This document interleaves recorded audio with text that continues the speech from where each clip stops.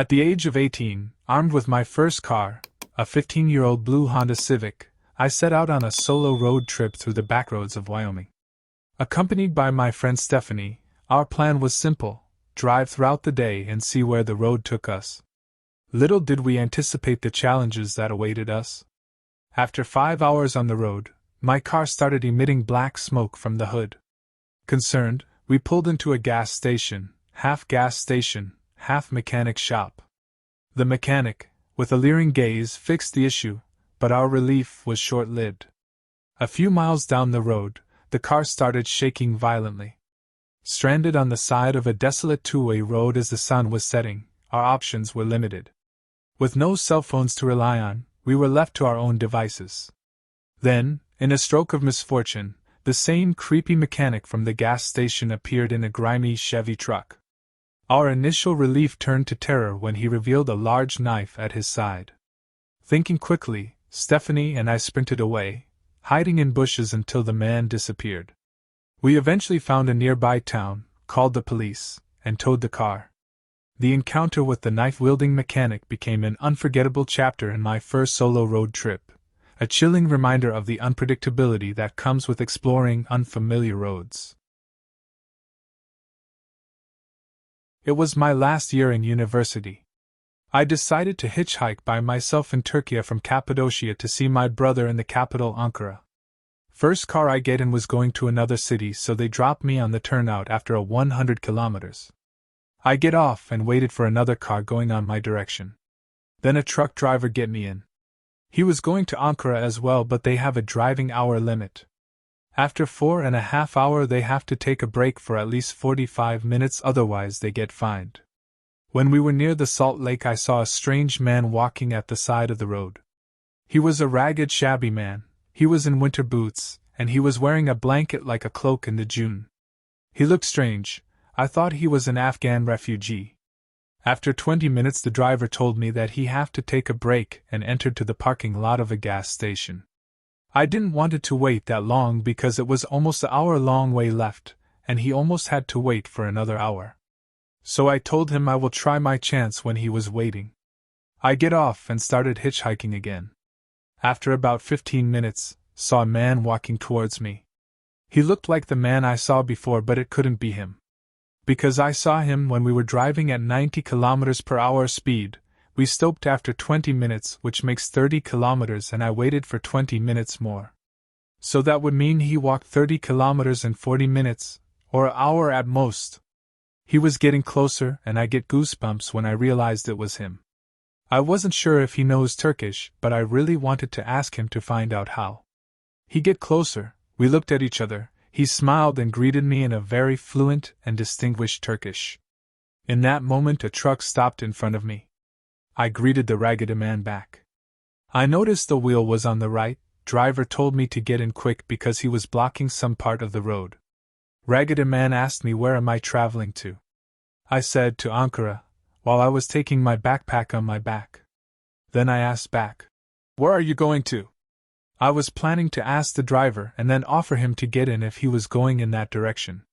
I also worried if the driver wouldn't want to get him because he looked strange. But he looked, smiling, and said, "Just walking," and kept going. I said, "Have a good journey then." He waved me while I get in. I told the driver what happened. He said, "He must be in sorrow." I still think about what happened to him and feeling a little guilty for not asking him if he needed a ride or anything. Maybe he was too embarrassed to ask, or maybe no one wanted to get him because of his look. I actually thought he was a kind of saint. He might be a swain or a shepherd living in that area, but no one could walk that distance in such time. When I was 20, my best friend Logan and I embarked on a road trip from Washington to California and then to Mexico. Late one night, while Logan was driving, I woke up to find him muttering to himself. Concerned, I offered to take over, but he declined, insisting that everything was fine. Little did I know that this was the beginning of a bizarre and unsettling experience. As I drifted back to sleep, I was abruptly awakened by the sensation of the car coming to a halt. Startled, I looked around and realized we were in a field, far from the road. Panicking, I asked Logan what happened, but his responses were vague and disjointed. He claimed not to remember driving off the road or stopping in the field. Despite my insistence, Logan seemed unfazed by the strange turn of events. The following morning, he laughed off the entire episode, dismissing it as if it were nothing. This mysterious incident left me perplexed, wondering about the unexplained events that occurred during that eerie night. We were in college at the time, 95 I believe. My friends and I had taken a road trip from Michigan to Virginia for the Division III college basketball finals. After the championship game on Saturday night we headed home. It was going to take us all night to drive back. Somewhere in southern Ohio we needed to get gas. It's well after midnight by this time. Being college students we decided to push it until we really needed fuel. We spotted an exit that had a sign for a gas station. Happily relieved that we would soon be filled up, we exited the freeway. Upon exiting, the sign pointed to the gas station 5 miles away. Okay, not ideal, but we could make it. I recall glancing at the odometer as we turned. We followed a winding road that had no other roads to turn on. I kept looking down at the odometer to make sure we would see it soon. 5 miles went by and we see a gas station, but it's closed. Now we're concerned. I've seen no houses, cars, or other roads, so if we run out of gas we're stuck. I pull out the atlas to see if there is any town nearby. Judging by where we exited, it looks there should be another town in 3 miles. We make the call to go to the town instead of head back to the freeway. Not 2 miles down the road the truck starts to cough and wheeze. Sorry, but we're out of gas. Still seeing no other houses or vehicles, someone is going to have to walk. There are 5 of us, 2 of us decide to walk, while the others wait in the truck. I choose to walk because I'd at least stay warm. As Brian and I begin our hike, we chat about getting picked up by some locals that will take us to their hunting shack and kill us. Nothing like a little dark humor in the middle of nowhere in the pitch-black night. No more than we finish that and a truck comes over the hill toward us. It blazes past us and then hits the brakes and backs up to us. I'm a little concerned at this point. 2 guys in the truck, one rolls down the window and asks what we're doing. I explain. The guy says, "You won't find any gas in the next town at this hour." He offers to get us some gas back at his place. We think, what the hell, why not? We cram into the pickup and it becomes quickly apparent that they've been drinking most of the evening. We are offered some clear liquid from a bottle. We decline, but it appears they're offended. So I take a sip of something that tasted like pure gasoline. I'm barely able to keep it down. They laugh. One says, "It's got a bit of a kick. I just finished it this morning." Yep, moonshine. Onward we go, sipping this lightning in a bottle. At this point in time, I've completely lost track of what time it is and where the hell we're at. He finds this 2-track road and turns off into the woods. He's going pretty quick on the winding lane with branches whipping the sides of the beat-up truck. There are several turns he takes, so Brian and I are thoroughly lost and getting inebriated. We finally pull into this cabin, and I use that term loosely. It was more like boards nailed together haphazardly. I'm honestly amazed this is still standing. We go into the cabin and he lights a lantern and says, "Grab a chair while I go locate the gas." My initial thought was we could just burn that moonshine for fuel. I glance at a few chairs that look like they'd come over on the Mayflower. I brush off what appears to be dirt, but is dried raccoon crap and sit down. I'm not a big guy, but this chair seems ready to fall apart under my weight. One of the guys returns with a jerrycan circa World War II full of gas. He pulls back a tarp covering the bed of the truck and there's 2 dead deer. Hunting season ended 3 months ago.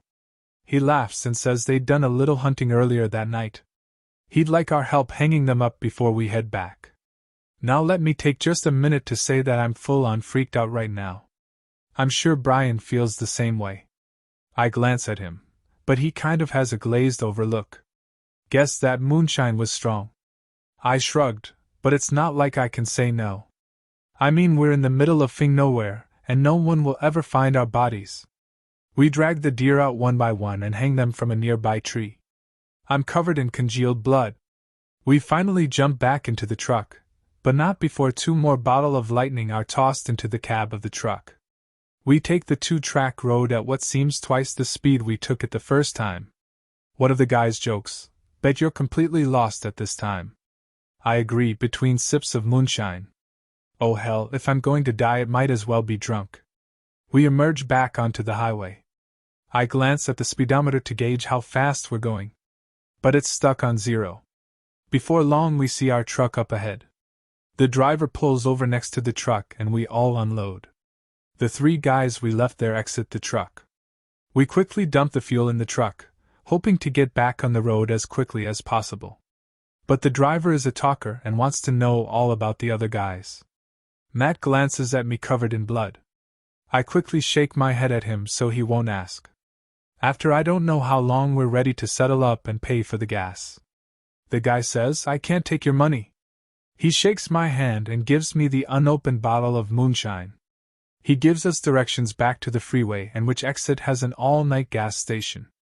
Neither Brian or I are in any shape to drive, so one of the other guys does. We load up and take off. Brian and I spent the next hour explaining all the weird dollar hit that just occurred.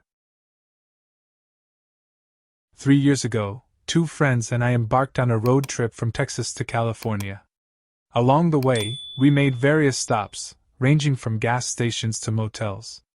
On one occasion, feeling exhausted, we decided to save money and slept in the car at a rest stop in Arizona. Little did we know, this choice would lead to an eerie and unforgettable experience. It was the dead of night, and the rest stop was completely empty.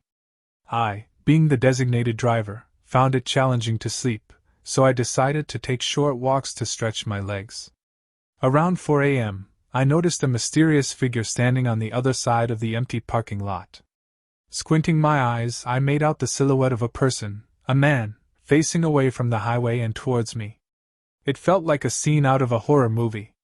Initially, I doubted the reality of what I was seeing. It seemed too surreal and frightening to be true. However, as the figure moved closer to my truck, dressed in all black with black gloves, the gravity of the situation sank in.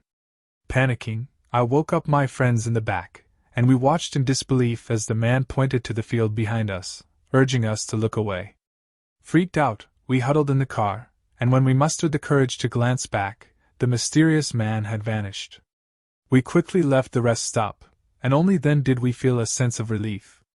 This unexpected encounter with the unknown left an indelible mark on our road trip, reminding us of the unpredictability that comes with the open road.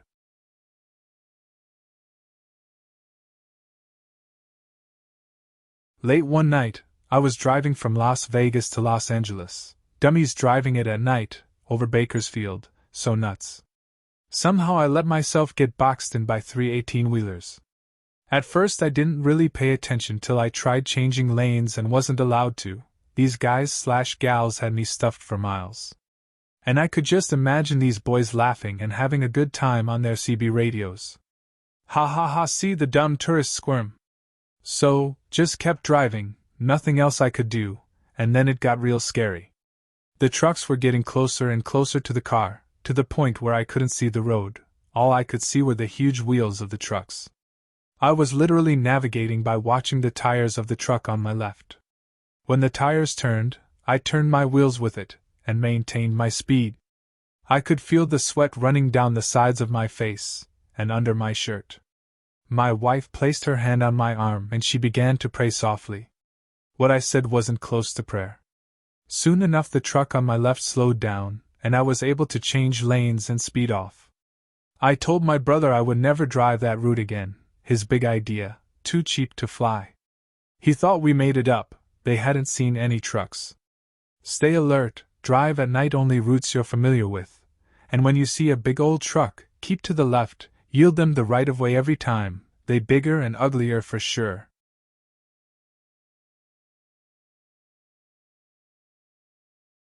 A few years ago, I was driving home at night on a desolate stretch of Route 66 in Arizona between Eldora and Redwood. It was an exceptionally dark night with clouds shrouding any hint of moonlight. Just as I reached a narrow passage flanked by 2 hills, a sudden pair of headlights appeared in my rearview mirror.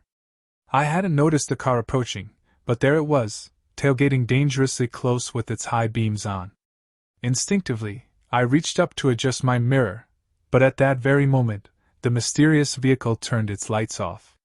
A few cars approached from the opposite direction, and as they passed, their headlights revealed the enigmatic tailgater, a sleek, black, older model sports car reminiscent of something from a 70s teen movie. I felt a chill as the car continued to follow me closely in the dark.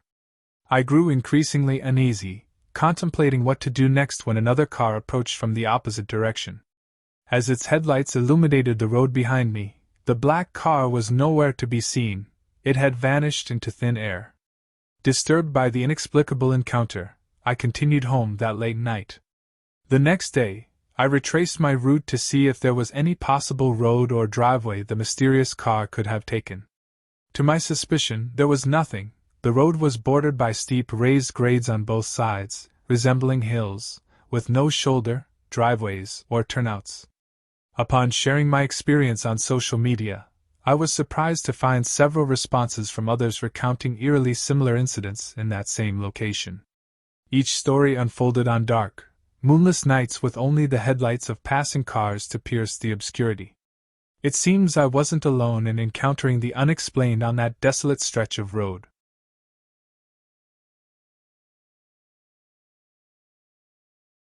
When I was younger, my family and I went on a road trip to Wyoming to see Yellowstone National Park. It's a beautiful place, and if you haven't seen it yet, I recommend it. Anyways, so from our home in California, it was about a 17-hour drive in our Yukon XL. It took us several days' worth of on and off driving to get there, and during the nights, we would try to find a little motel to rest at. One of the nights, due to us being behind schedule, my dad attempted to drive through the night to get us there sooner. He made it probably into the wee hours of the night before he deemed it unsafe and parked us in this little unlit rest stop in the middle of the woods in some flyover state. My brothers and I had fallen asleep in the car several hours before he'd stopped, so for at least a couple hours, we were all sleeping in the car in this dark, little parking lot surrounded by forest. Having got a couple hours of sleep and being in a pretty uncomfortable position, I woke up in the middle of the night pretty disoriented but not really scared. I looked around and saw everyone fast asleep in this pitch-black car, and naturally I felt pretty alone. I tried to fall back asleep, but it just wasn't working out, so I just sat there for a while, boredom setting in. Looking out the window to see where we were, it was pitch black, so I couldn't see Jack sh*t. Luckily, I wasn't the type to pack light and had brought a couple flashlights in my bag. Being careful not to disturb my sleeping family, I reached into the back seat, unzipped my bag, and pulled out a little plastic, yellow flashlight. It wasn't the brightest, but it was enough to see the foreground of the general surroundings. I put it up to the glass, making sure not to make any noise, and pushed the little switch into the on position. I pressed my face against the glass and looked out. At first, it looked like a normal tree line with some bushes, trees, whatever, but as I scanned the darkness, looking for animals, buildings, etc., I noticed this dark shape standing between these two trees in the distance. It looked like the shape of a man, but it wasn't moving. Just sitting there. After watching it for a good while and seeing no real signs of movement, I just assumed it was a bush or some kind of natural occurrence. Just as I was about to turn the light off and reattempt sleep, I saw this shadow shape turn 90 degrees and move behind a tree, disappearing from sight. This scared the sh*t out of me, and I immediately turned off the flashlight and threw my sweater-turned blanket over my head, shut my eyes tightly, and covered my ears. I was paralyzed with fear and too full of adrenaline to get any sleep, sat in this semi-fetal position, clutching my flashlight, for the rest of the night. I waited until the sun came up and we were back on the road before I got any sleep. I didn't tell anybody about the man I saw in the woods.